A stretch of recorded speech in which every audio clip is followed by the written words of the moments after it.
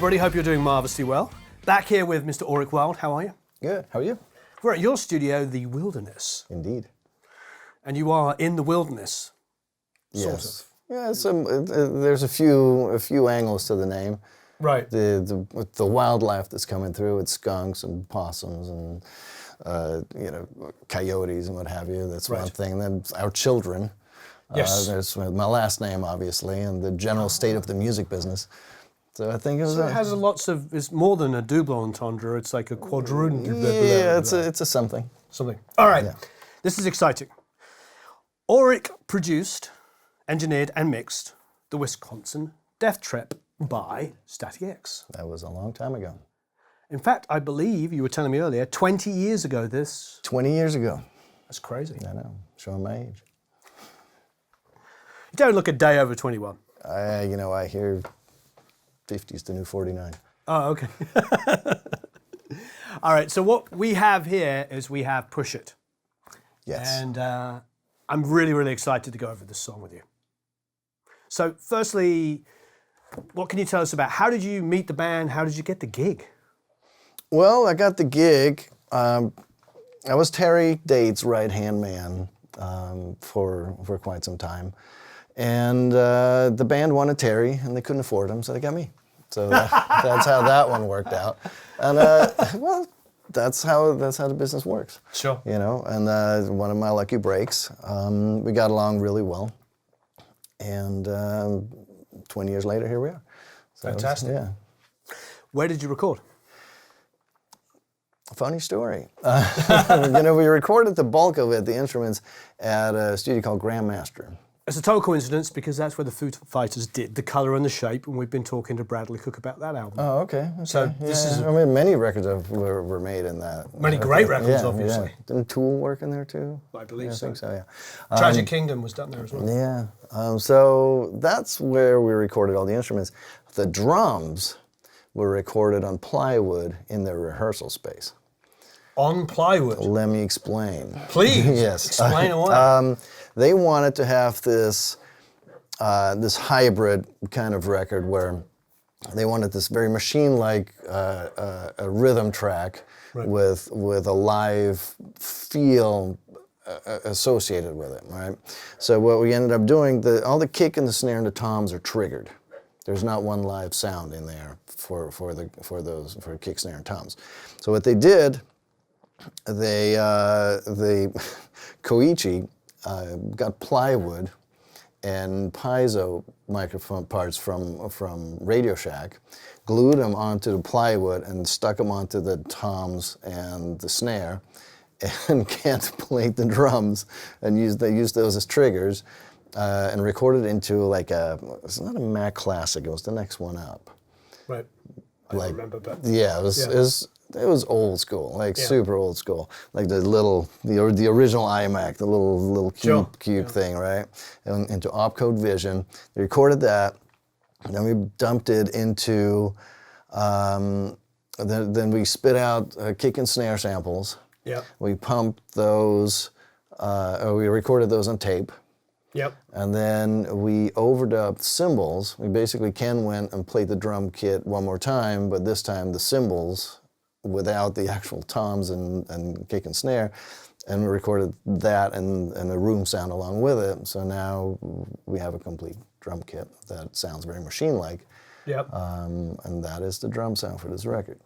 But you triggered, so these pieces of plywood, the piezo pickups on it, so not pickups, but boundary mics on it. So you're hitting that, you're triggering the sounds, but you put it onto tape, so you didn't edit it. So it has an actual performance feel. I'm sure there was some quantizing going on. I'd have to ask Koichi how deep he got into that. But yeah, there was some tweaking. Some tweaking. Yeah. And there's missed triggers and stuff like that going on. Yeah. Let's have a listen to that drum sound.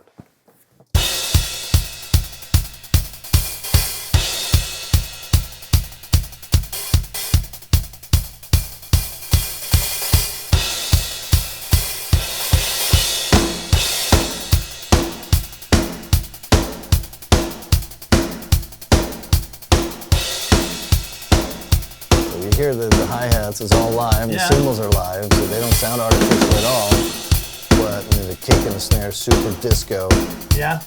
About the whole because thing. how are you describing the sound of this record that they wanted it to be? The disco reference. Yeah, I mean, they ended up with the term evil disco and keeping disco evil. Keeping disco evil. Yeah, it's like their whole thing was like it's supposed to be. There was an odd thing about this record, which is half was a rave and the other half was a mosh pit. So in a live show, you'd have all the dudes in the front headbanging and all the chicks in the back dancing. Right. And that's what was so fun about this record. Great. And the screaming was about, screaming's fun. That's why he was screaming on the record, more so than anything else. And I think that comes through as like an overall vibe on the album. Totally. So what did you use for kick and snare samples? To be honest with you, I don't really remember. Whatever he had lying around, really, I don't even remember. I mean, I couldn't tell you right now. Yeah. You just auditioned a whole bunch of stuff until you found something you liked. Yeah, so, like, especially it was important to have, because we did want to retain some of that live aspect of a drum kit, that we rotated some of the snare sounds. So we were looking for snare samples where we had more than one. Sure. So we could rotate them. So when it was doing a fill, it wasn't like a machine gun going yeah, so it would always be a different snare sample coming. Nice. Yeah, but there'd be multiples of them, and so with, like 2 or 3 of them rotating around randomly, there'd be always like it never would sound. It's remarkable how it sounds synthetic, but it doesn't sound entirely synthetic. Which it sounds synthetic, but not artificial, or something like that. Right? Yeah. It's like it's got. There's live drum mixes I hear now where people have placed their samples on, which sound more synthetic than that. Sure, yeah. And it's got an evenness. If we listen to like the elements again, it's got an evenness to it, but it's not like.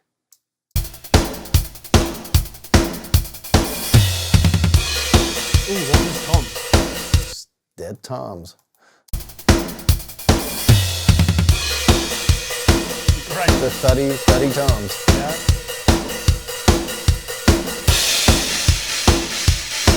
China. Yeah. So with the cymbals, the overheads, and the room tones, was that done at Grandmaster? Yeah. Oh, okay, great. Yeah. So in the cement room? Probably, yeah. Yeah. I mean, I don't know what the rooms were called anymore. Oh, okay. But No, I it was understand. where they normally do drums. Yeah. And if I'm not mistaken, we pumped the kick, snare, and toms out to the drum setup, so it would sound like there was actually kick and snare playing along with him doing the drums, so they would actually end up in the room mics and in the overheads a little bit as well. That makes sense. Yeah, it has a cohesiveness to it that makes some sense. It feels like there's bleed between things that sticks together. I mean, like I said, I've heard many, drum mixes, live drums, live drum mixes which sound more artificial. Yeah. So that's really interesting. Well, part of it is that even though maybe the kick and the snares are feeling gridded and very mechanical and machine-like, the overheads are not. Or the hi-hat isn't, so that gives it like that push and pull that is human. So what can you remember about the miking that you were doing on the live elements? What would you have used on a hat, for instance? Back in the day, when we made a record like this, that was low budget for that time. Right. Now it would be considered a big budget. Yeah. But we made this record relatively inexpensively. And so there wasn't any room for rentals that people sometimes do. We would just use whatever's at the studio. So if you showed me the mic list they had at the studio, I could tell you what I used. Right. Usually at that time, we would maybe use like 87s for overheads and KM84s for hi-hats. Very standard kind of stuff. Yep. There's I don't feel there's a lot of secrets in that anymore. And then same thing for rooms, 87s or whatever they had. Yeah, whatever they had a stereo. Like that's what it boils down to. Do you have enough for the toms, or not in our instance here, but you know what do you have enough of to cover me for this and that? You know, like well, we only have 184, so well, I guess it came 84. So I guess that'll be the hi hat. Yeah. You know, and if necessity is the mother of invention. Yeah. And more so than now, I think. Back then, you'd go to a studio because of their equipment list, and you would be tolerant of the fact that this was a snapshot in time, as opposed to I will not record without my special 1176 for the snare drum. Everything comes to a halt until that show. You know what I mean? Like we didn't really do that. Some people did with even bigger budgets and stuff, but. Yep. You know, like you just kind of, you know, you do what you do, and that is part of that sound of that record. So let's go to the bass.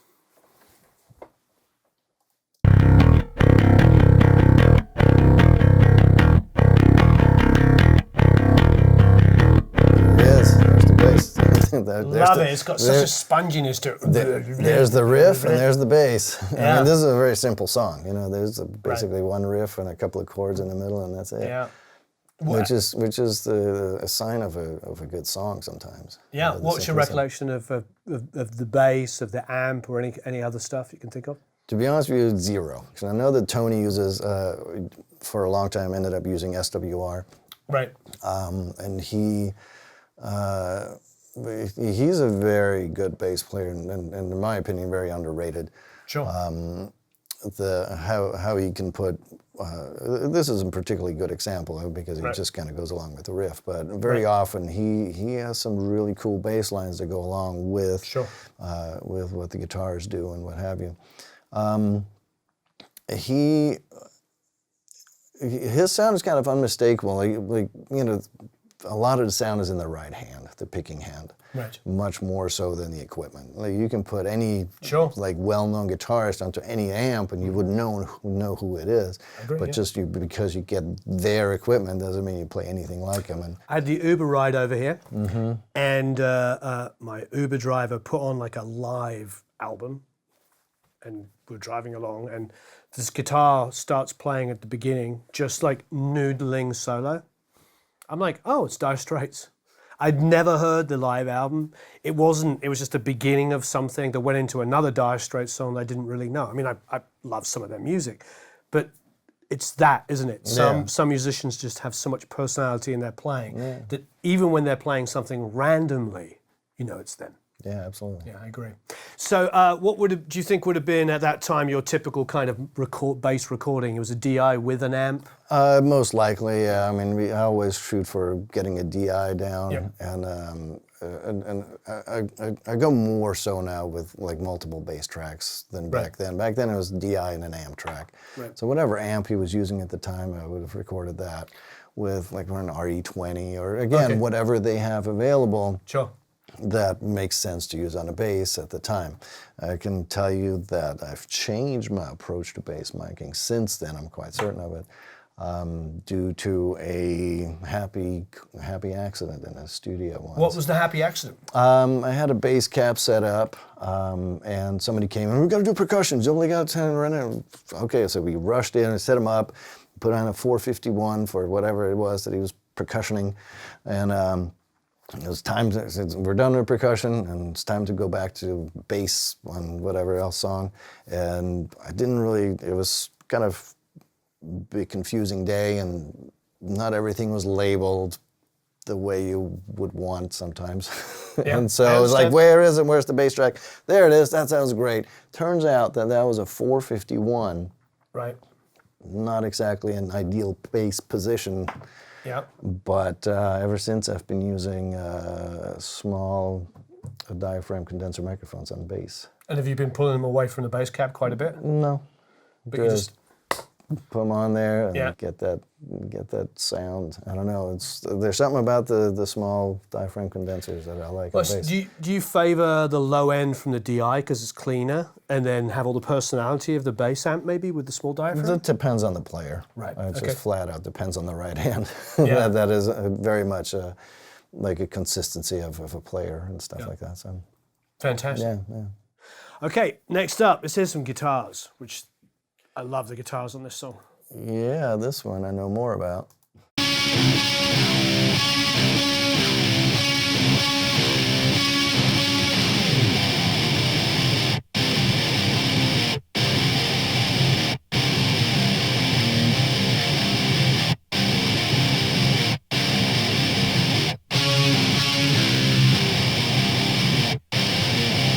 That's about it.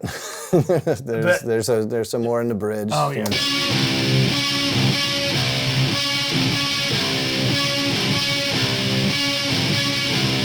I think we go into this.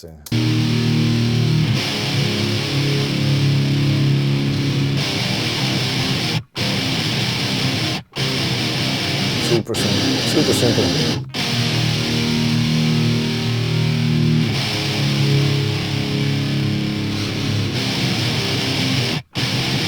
So, I know what's interesting about this is the guitar sound is that sitting behind us, which we'll get a close of. The valve state. But it's actually that amp, yes? It's actually that amp. That actual amp there. And is that your valve state? That is my valve state, yeah. So how did you end up with a valve state on this? I'm not sure. It was... Wayne was looking for that really super tight guitar sound. Right. And, you know, the tubes, they get washy and wobbly down in that low end. And he didn't really like that. He was fighting the idea that that would be the guitar sound because, you know, you're kind of told that you have to have the best tube head in the world to get the best guitar sound. But what we were looking for actually came out of that little box, which was inexpensive then, and I'm sure that they're not. I don't think they're very expensive now, even used. Yeah. I mean, they made thousands and thousands of them, because when I was a kid and that first came out, I mean, what, late 80s, early 90s? It was, I mean, it was like the affordable Marshall. You could get a Marshall for a price you could afford. Sure. And so that's, you know, that as far as putting it through a cabinet, it was the Wayne's cabinet. It was a slanted Marshall cabinet, whatever. So it was a 412? Yeah, whatever was in it. I wasn't a speaker freak back then. Yeah. Not that I am now. You know, right. I have this thing. I just kind of go with the flow and start with whatever there is, because it's just so easy to get into this mindset of like, oh, I have the best speaker. We must use that, and then everything sounds the same, and then you don't set yourself apart anymore. And you know, like part of the beauty is having crappy gear that sounds different and good because it sounds different. You know, absolutely. Obviously, you don't want to have stuff that's so bad that that like it affects your playing or the intonation and things like that. That you know, obviously, you want to keep an eye open for that. But so whatever, you know, whatever band comes in, whatever equipment they have, that's what we start with. Sure.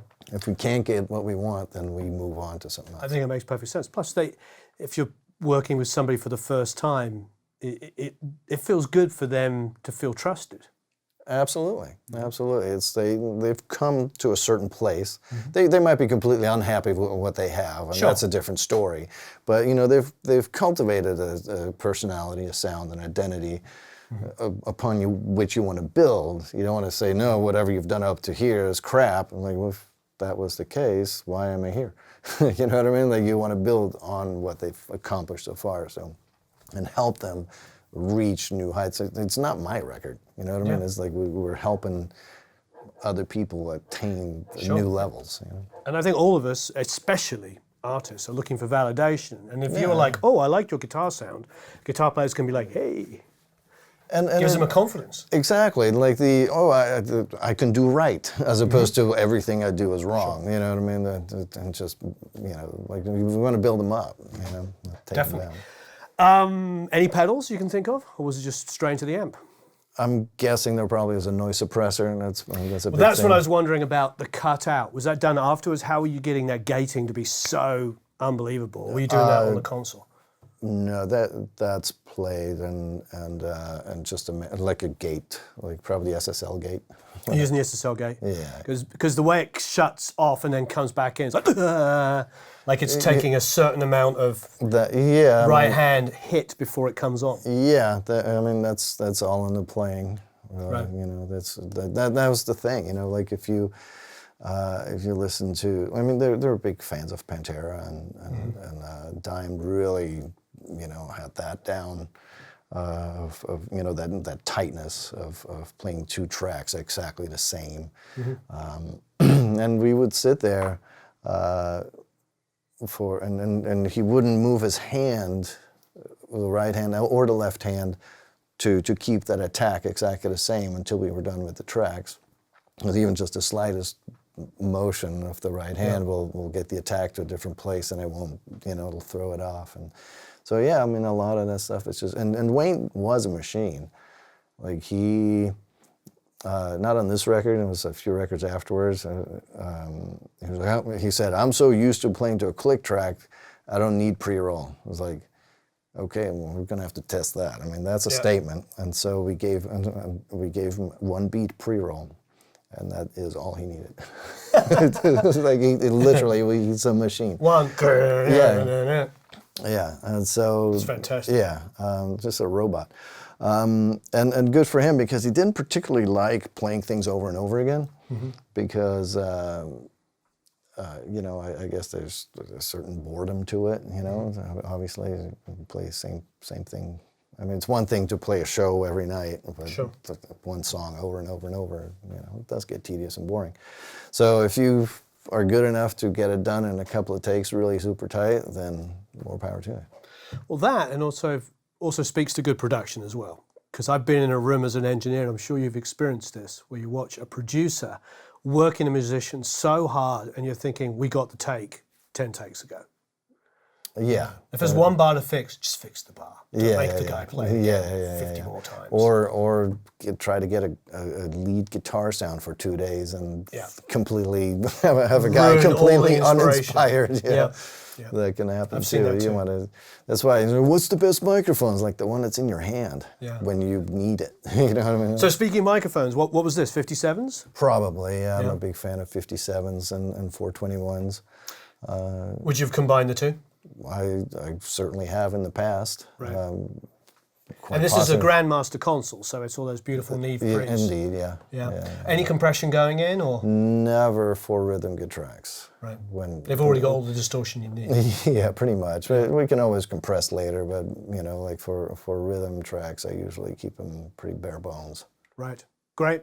All right. This is where it gets really exciting, because now we're moving into what I think defines them most, and that's the electronic elements, which makes them, at that period in the late 90s, makes them so different from everybody else that was doing, you know, heavy music. Got a shaker. This is pretty exciting. Yes, it's all about a shaker. It is. And that's for the intro.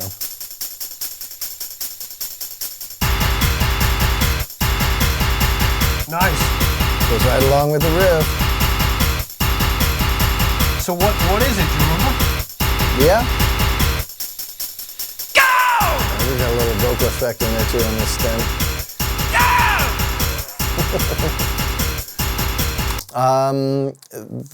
The majority of the sounds and the programming that Wayne was doing at the time was on what I believe this Alesis HR16. An Alesis HR16. Yeah, baby. Yeah, and I remember those. So even then they were out of date. Yeah. I mean, we were all laughing that was that thing. That came out when Yamaha came out with the RX series, the RX1 and 7s and 11s. It was Alesis' sort of mid-80s, you know, first digital sampled drum machine. Yeah. The SR16 was already out by then. Was it? Was the SR not later? The SR was later, yeah. Okay, but the HR was the grey one. Oh, yeah.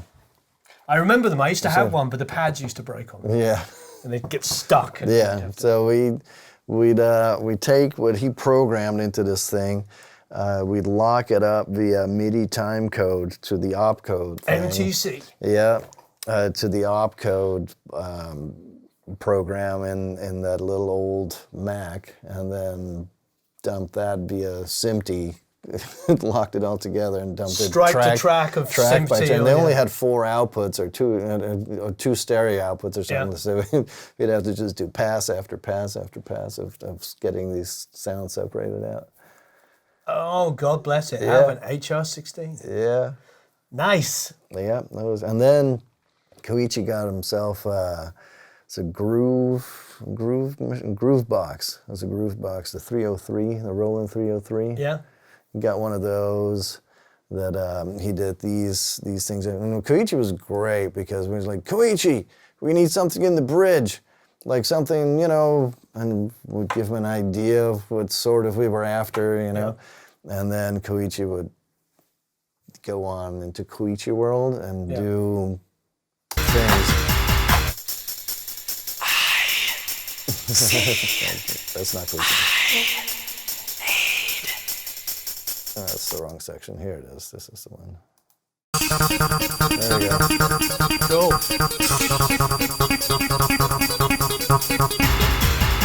And then you're here to do very different approaches to things. So what is... this is the 303, the groove box, and then back to the... back to the HR-16. Very cool. And so, we would tell him we need some kind of pad thing or whatever. We struck our fancy, or we imagined, and we'd describe it to him, and he'd come up with something that was way more fantastic than we could ever have imagined. I mean, the thing about this track is it's concussive, percussive. It's all like everything's hitting together. Everything makes sense. And I mean, I know it's 20 years ago, but it's actually not that long ago, really, technically, really, in dinosaur years. Yeah, but it's not.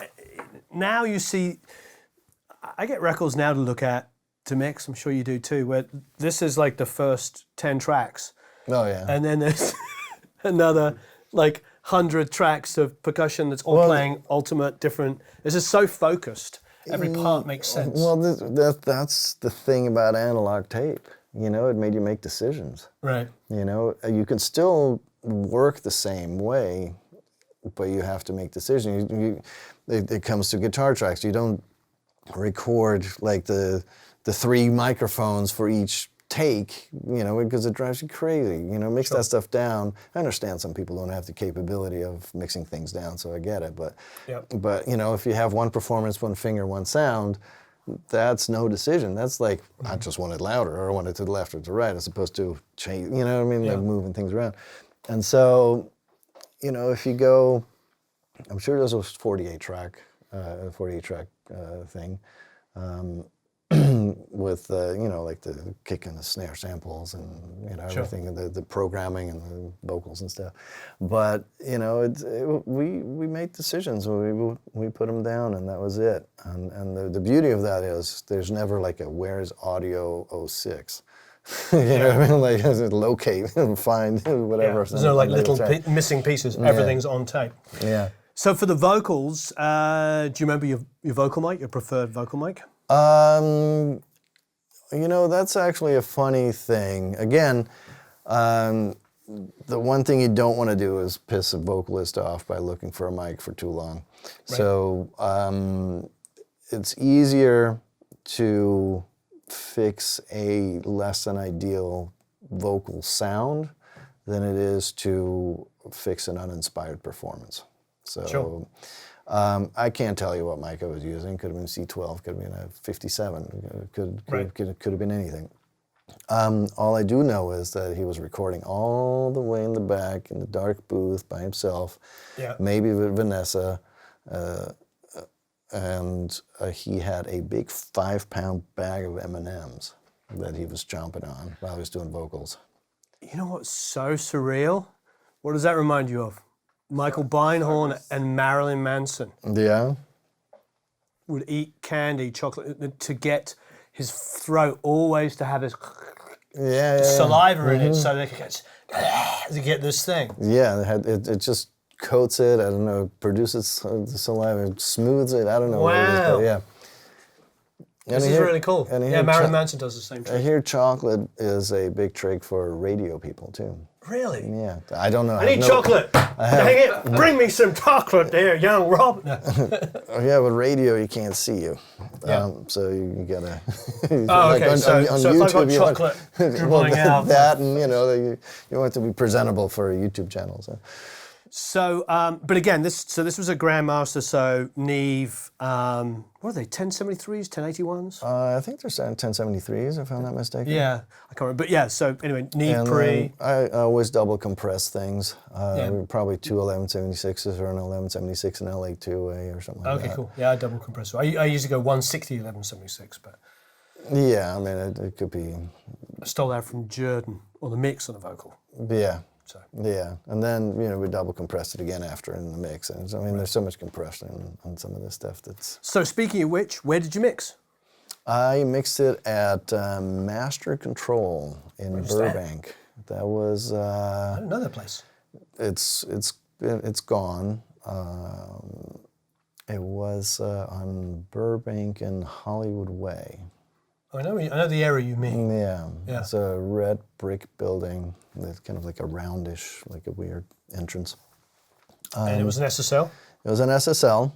An E. We got the room for cheap. You know what I mean? Sure. I think we made this record for $50,000. Including mixing? All of it, including the whole Studio, you, everything? Yeah, all of it, yeah. Back then. That was a in feat. 99, that's pretty. That was a feat. Yeah, 98.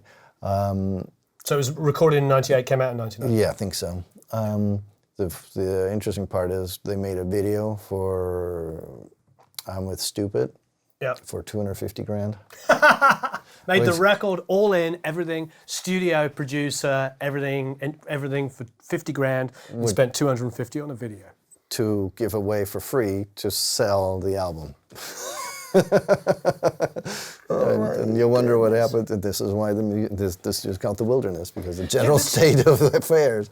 This happens to me all the time. I'll do independent albums and EPs with people, and they'll fight tooth and nail on every single point of how to make the record, and then they'll go and make a video for even in these days, for $10,000 in one day.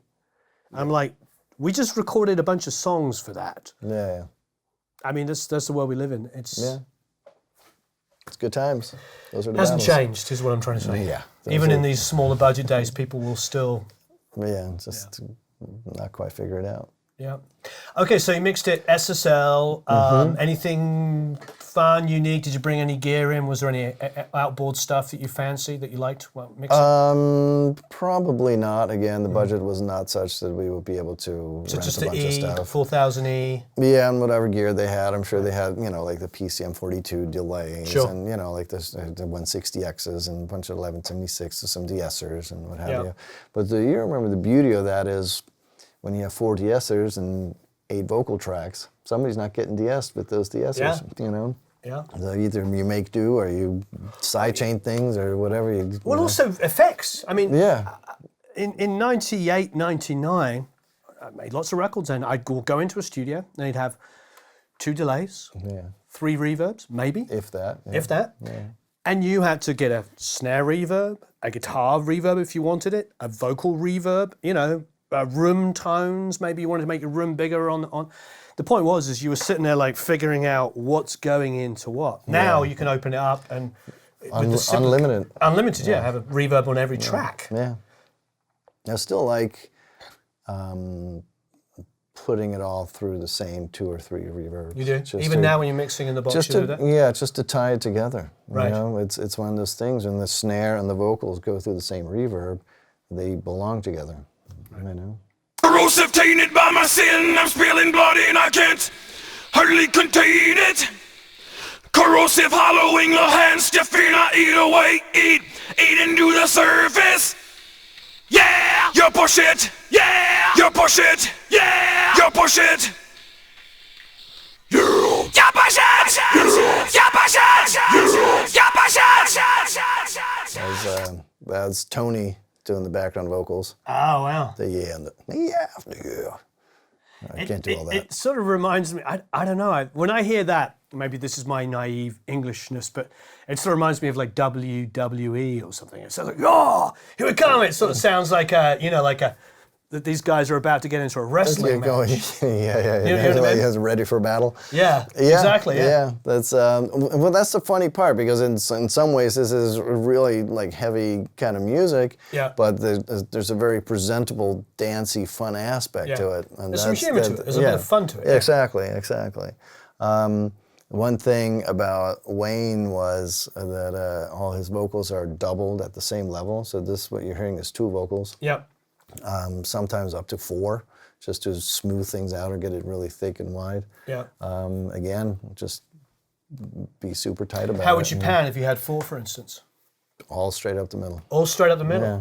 That's very cool to hear. Yeah. Sometimes I'll do 2 up the middle and 2 just a little to the left and right. But just a shade? Yeah. Because it's about the illusion of it just being one vocal. Right. It adds to the. Yeah. It's pretty fantastic. All right, I'd love to hear a bit of the whole track together. We'll go from here on out. Yeah, where that fun stuff starts happening. Yeah. My mind is corrosive, I trip on corrosive, I freak see through me.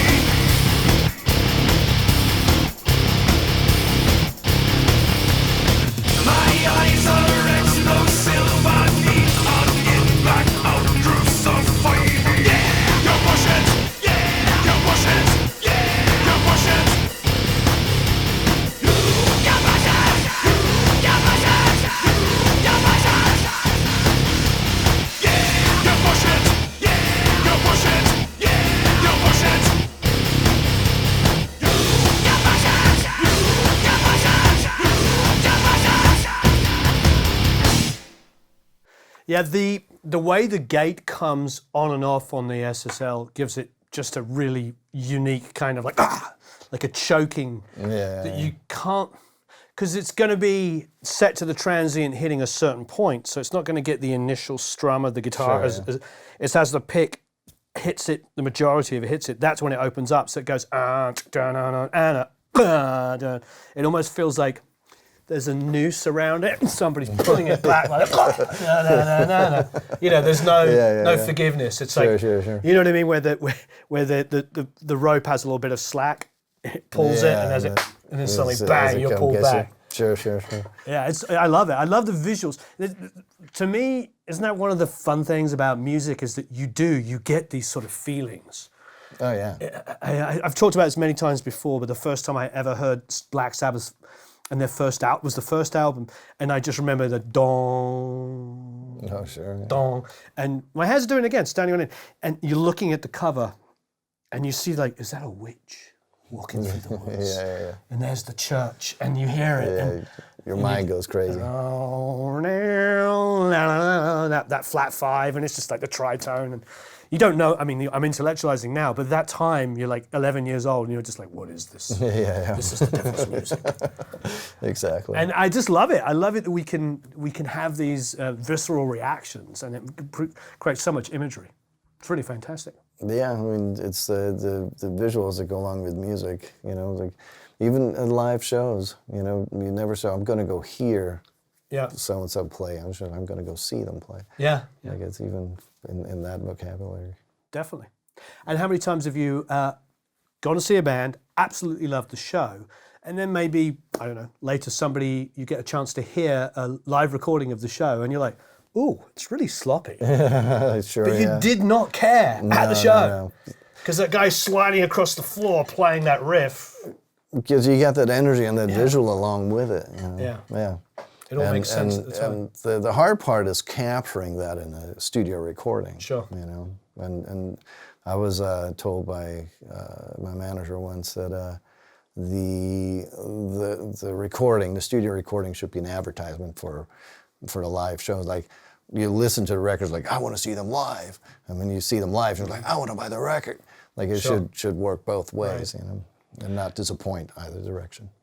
But unfortunately, I've had that experience. I'm sure you have too. You've seen a band, you're so excited, you buy the record, and it's so flat and boring. And you're like, I just saw this great rock band, and now it's like, it's all like perfect. Yeah. When it gets too perfect. I actually really like when they have different versions live. Sure. For, OTEP did that with one song that was really more like a hip-hoppy programmy kind of thing, but they took like that one melody part and they just totally metaled it.